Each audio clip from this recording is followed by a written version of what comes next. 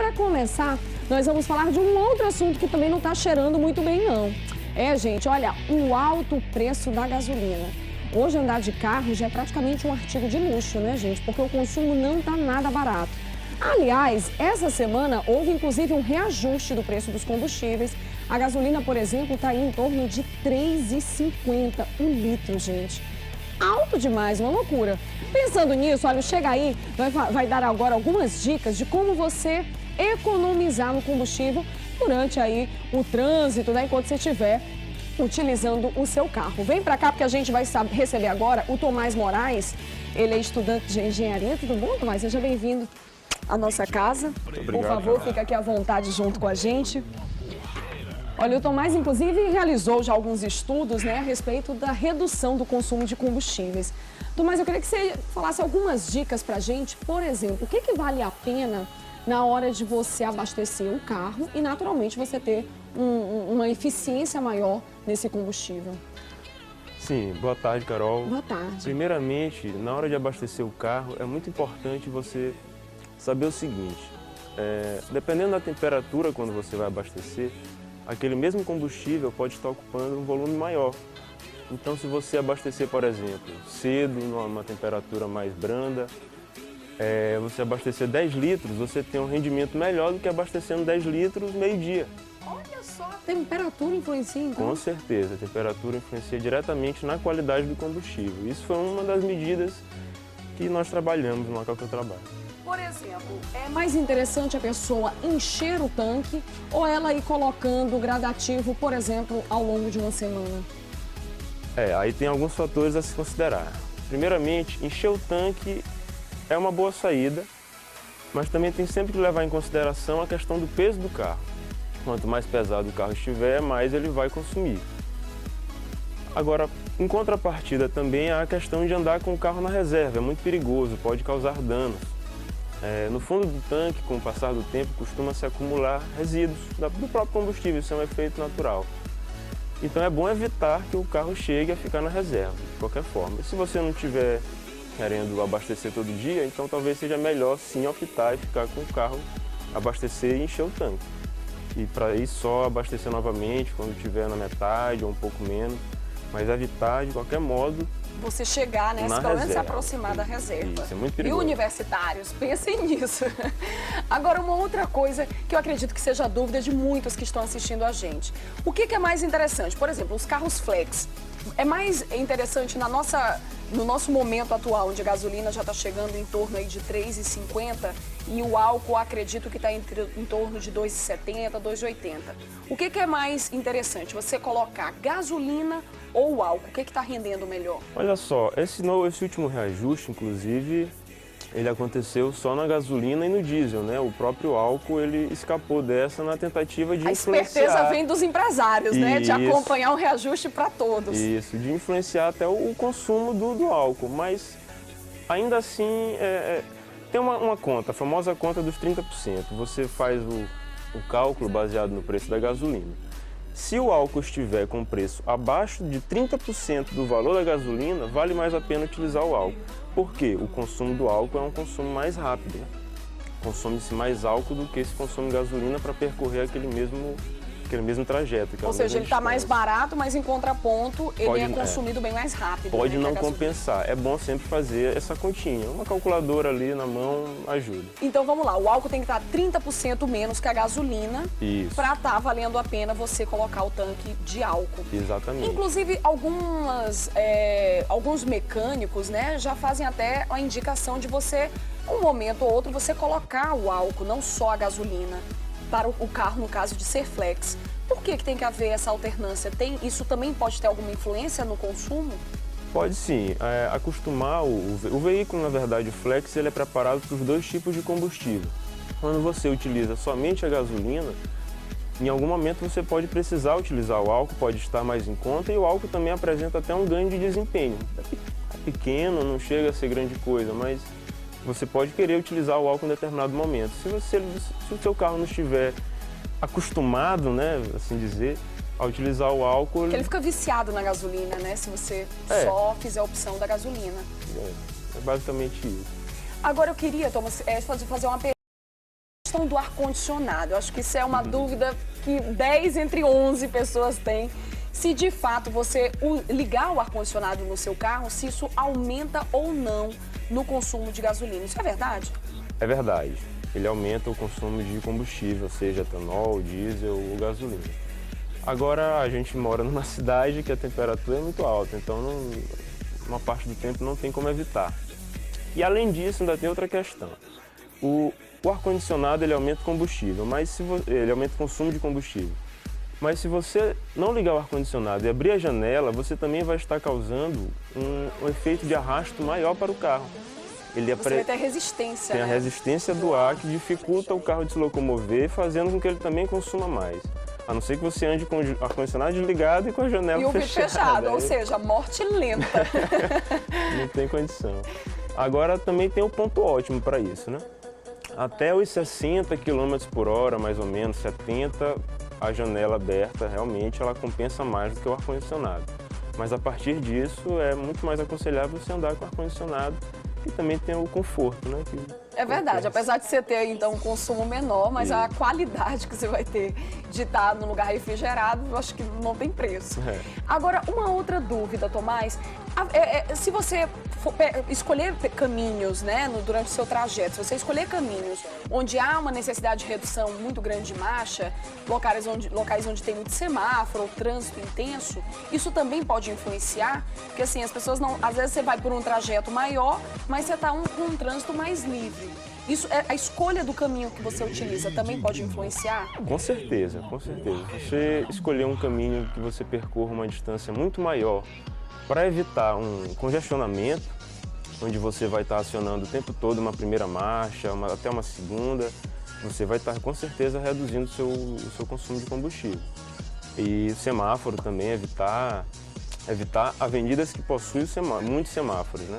Você puder fazer um caminho através de ruas, entre bairros, por mais que você também acabe não andando em marchas como a quarta ou a quinta, porque são ruas, né?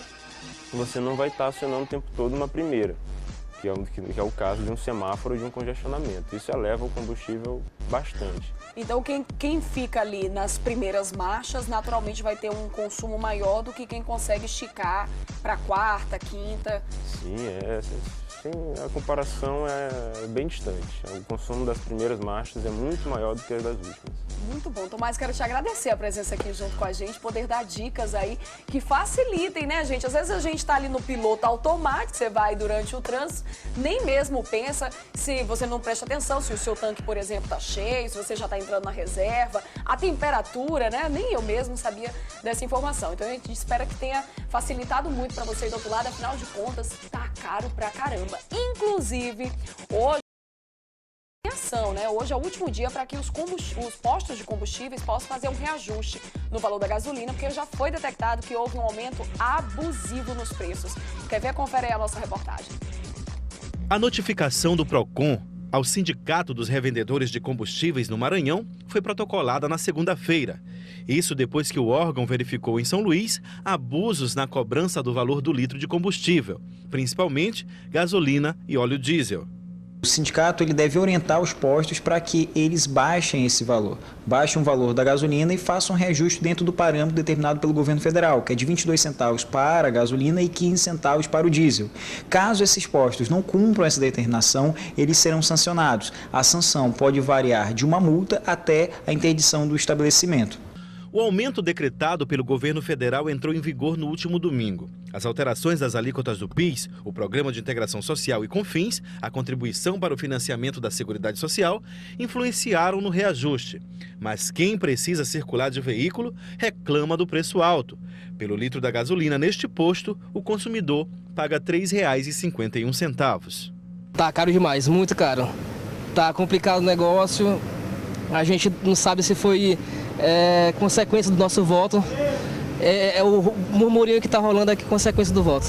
Este taxista, que tem 20 anos de praça, fala das dificuldades em circular de táxi em São Luís.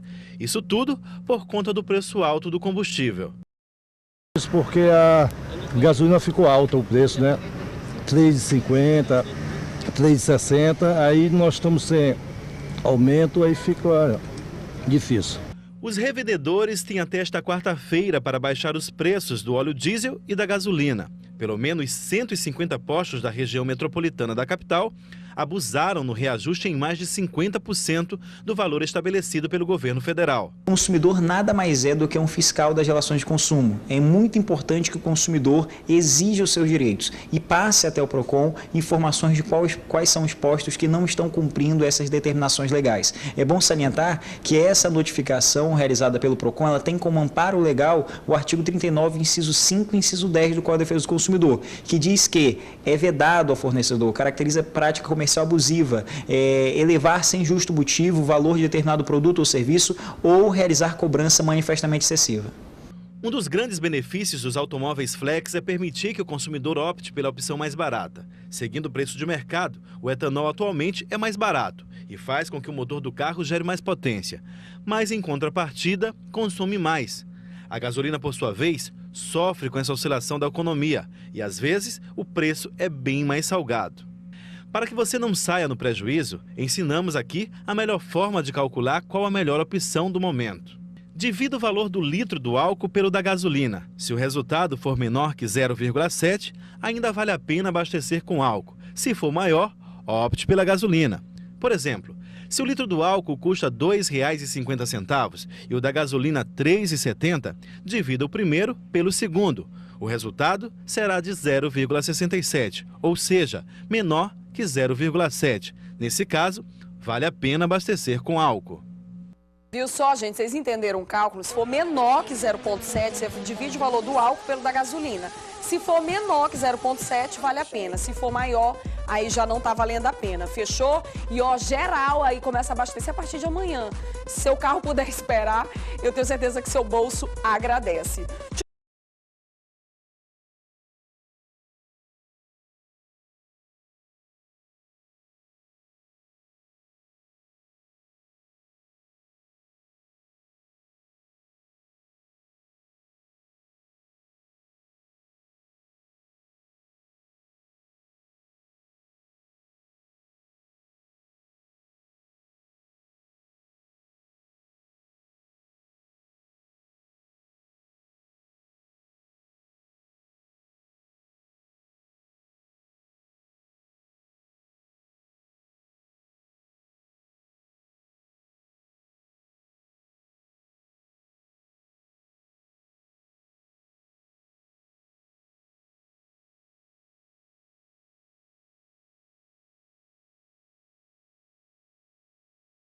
E aí, Carol, pessoal do Chega Aí, tudo bom? Carol, alguém aí no estúdio tem bromidrose?